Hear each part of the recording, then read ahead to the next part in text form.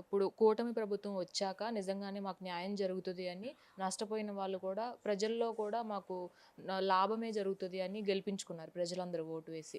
ఇప్పుడు కూటమి ప్రభుత్వం వచ్చాక ఆ మాటను నిలబెట్టుకుంటుంది అని మీరేమైనా అనుకుంటున్నారా? అంటే ఇప్పటి వరకు కొంచెం వాళ్ళు చెప్పిన హామీలు కావచ్చు అవి ఇంకా నెరవేర్చే పరిస్థితి కనపడట్లేదు మనకి. మరి దాని పరంగా చూసుకున్నట్లయితే కూటమి ప్రభుత్వం ఏ విధంగా ముందడుగు వేస్తుంది అని మీరు అనుకుంటున్నారు? ఇప్పుడు 164 సీట్లు ఇచ్చింది, మాకు పోలవరం కడతారని. 164 సీట్లు ఇచ్చింది, అమరావతి రాజధాని కడతారని. 164 సీట్లు ఇచ్చింది, అమెరికన్ కాన్సులేట్ నుంచి అన్ని దేశాల కాన్సులేట్స్ వస్తాయి. ఇంటర్నేషనల్ ఎయిర్పోర్ట్ నుంచి, భోగాపురం నుంచి, గన్నవరం నుంచి మా పిల్లల్ని ఇక్కడి నుంచి అమెరికా సాగనంపొచ్చు. మా చదువు మంచి మంచి చదువులుగా సాగనంపొచ్చు. ఇక్కడే బాయ్ బాయ్ చెప్పచ్చు, పక్క రాష్ట్రంకి వెళ్ళవలసిన అవసరం లేదని వాళ్ళు అనుకుంటున్నారు. పరిశ్రమలు వస్తాయి, మా పిల్లలు ఎక్కడో పక్క రాష్ట్రంలో పనిచేసుకునే బదులు మా ముందే పనిచేసుకుని మా దగ్గరే ఉంటారు అని ఆశ ఉండే. ఎంప్లాయ్మెంట్ కావాలి, ఎంప్లాయ్మెంట్ నిరుద్యోగ వృత్తి కావాలి, అలాగే తల్లికి వందనం కావాలి, అలాగే ఉచిత బస్ ప్రయాణం కావాలి. ఇవన్నీ చాలా ఉన్నాయి. కనుక అలాగే మనకు వాలంటీర్స్కి 10,000 రూపాయలు ఇస్తున్నారు, వాళ్ళని నడి రోడ్డు మీద కూర్చోబెట్టారు. ఏంటి మళ్ళీ అలాగే మీరు వాట్సాప్ అనే పెట్టారు, ఆ వాట్సాప్లో కొన్ని పని చేయట్లేదు అంటున్నారు. ఆఫీసర్ల దగ్గరికి వెళ్తే కరెక్ట్గా నాట్ రెస్పాన్సిబిలిటీ అంటే ఎవరు రెస్పాన్స్ ఇవ్వట్లేదు అంటున్నారు. ఎమ్మెల్యేలు వచ్చి అసలు దొరకట్లేదు, పిఏలే దొరకట్లేదు, ఎమ్మెల్యేలు ఏం తిరుగుతారు? కార్పొరేటర్లే దొరకట్లేదు, కార్పొరేటర్ తిరగడానికంటే 2 రోజులు పడుతుంది, ఎమ్మెల్యే దొరకడానికి 1 రోజులు పడుతుంది. ఎమ్మెల్యే ఎక్కడున్నాడంటే విజయవాడలో ఉన్నాడు, ఎమ్మెల్యే ఎక్కడున్నాడంటే హైదరాబాద్లో ఉన్నాడు, మినిస్టర్ ఎక్కడున్నాడంటే హైదరాబాద్లో ఉన్నాడు, మినిస్టర్ ఎక్కడున్నాడు విజయవాడలో ఉన్నాడు, వాళ్ళు పిఎస్లు ఎక్కడున్నారంటే వాళ్ళు ఎక్కడెక్కడ ఉన్నారో తెలియదు, ఎవరో ఫోన్ ఎత్తరు. ఇది మొత్తం టోటల్గా జరుగుతున్నప్పుడు గవర్నమెంట్ ఒక్కసారి పరిశీలి చేసి ప్రజల పక్షాన మన 164 సీట్లు ఇచ్చారు, మన రాకపోతే ఎలా అని మనం చేసుకోకపోతే మనకు 11 సీట్లు వాళ్ళకి ఇచ్చారు, అదే 11 మళ్ళీ రేపు మనం చేయకపోతే ప్రజలు మన అదే రివర్స్ కొడతారు అనేది కూడా మనం అర్థం చేసుకోవాలా. నేను అందుకే అంటున్నాను, ప్రధాన ప్రతిపక్షం గట్టిగా ఉండాలి, గట్టిగా ఉండి మనం ఇచ్చేయించాలి. అంటే ప్రధాన ప్రతిపక్షం అంటే ఏంటో తెలుసండి, ప్రజల పక్షాన గొంతు, ఆ గొంతు మాట్లాడుతూ ఉంటే ఆ గట్టిగా భయం వేసి చేస్తారు. ఎందుకంటే ప్రజలు మాట్లాడరు, ప్రజల పక్షాన గొంతు జగన్మోహన్ రెడ్డి గారు వాళ్ళందరూ మనుషులు మాట్లాడుతున్నారు. పవన్ కళ్యాణ్ గారు ఇప్పుడు నేను ఇందాక పంచాయతీ మాట్లాడారు, ఆ పంచాయతీ ఎవరు మాట్లాడారు? అక్కడ ఏరియా అపోజిషన్ ఎమ్మెల్యే మాట్లాడారు, అక్కడ అపోజిషన్ ఎమ్మెల్యేనే పారిపోయాడు.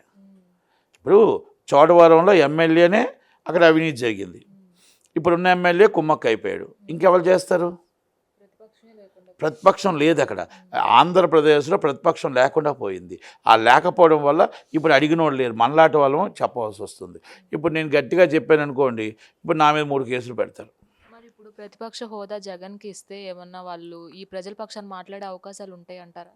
ఒకటి వినండి, ప్రతిపక్ష హోదా అవసరం రా, మన కార్యదీక్షతో మీకు ఎమ్మెల్యే అని ఒక పోస్టుకి ఇచ్చారు, ఆ ఎమ్మెల్యేగా ఫ్లోర్ లీడర్ అని ఇచ్చారు. ప్రధాన ప్రతిపక్షం అంటే నాయకుడే మీరు, మీకు ప్రధాన ప్రతిపక్ష నాయకుడిగా మీకు గన్మ్యాన్లు హోదా ఇవ్వాల్సిన అవసరం లేదు. మీరు సీఎంగా మీకు అన్ని పోస్టులు ఉన్నాయి, మీరు జనాలకు వెళ్ళే హక్కు మీకు ఇచ్చారు, మాకు ఇవ్వలా. నాకు ఇస్తే నేను మాట్లాడేవాడిని, లోనికి వెళ్ళడానికి అసెంబ్లీకి వెళ్ళడానికి ఎవరికి ఇచ్చారు? మీకు ఇచ్చారు. ఫ్లోర్ లీడర్ హక్కు ఎవరికి ఇచ్చారు? మీకు ఇచ్చారు. మాట్లాడి ప్రజల కోసం మాట్లాడే హక్కు మీకు ఉంది కాబట్టి మీరు మాట్లాడి వాళ్ళ కోసం, మీరు ప్రజల కోసం మీరు డిస్కస్ చేయండి, ప్రజల కోసం మాట్లాడండి. అంతే తప్ప నేను రాను 10 నిమిషాలు ఉండి 11 నిమిషాలు ఉండి వెళ్ళిపోవడం కాదు. ప్రజల పక్షాన మన అసెంబ్లీ అనేది మన దేవాలయం. అసెంబ్లీలో వాళ్ళు అవమానపరిస్తే మనకి అవమానపరిచారనుకోండి, అధికార పక్షానికి మీరు వస్తారు, ప్రజలు గమనిస్తున్నారు. ఒకప్పుడు మీరు వాళ్ళని అవమానించారు, ఆయన కన్నీరు పెట్టించారు, అందుకే ఆయన అధికార పక్షంకి వచ్చారు, మీరు ప్రతిపక్షం 11 సీట్లకు వచ్చారు.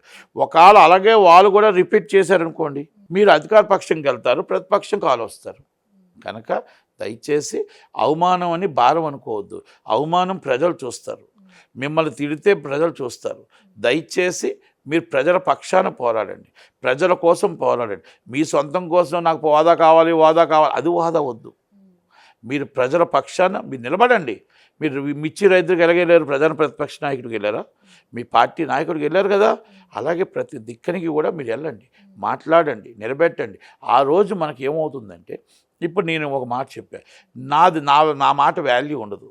ఇప్పుడు నేను ఒక ఈవో కోసం చెప్పా, లేకపోతే ఒక చోడవరం కోసం చెప్పా, ఒక వడ్డాది కోసం చెప్పా, అది నాది వాల్యూ ఉండదు. అక్కడ ఎమ్మెల్యేనో అక్కడ మీరో మాట్లాడాలి.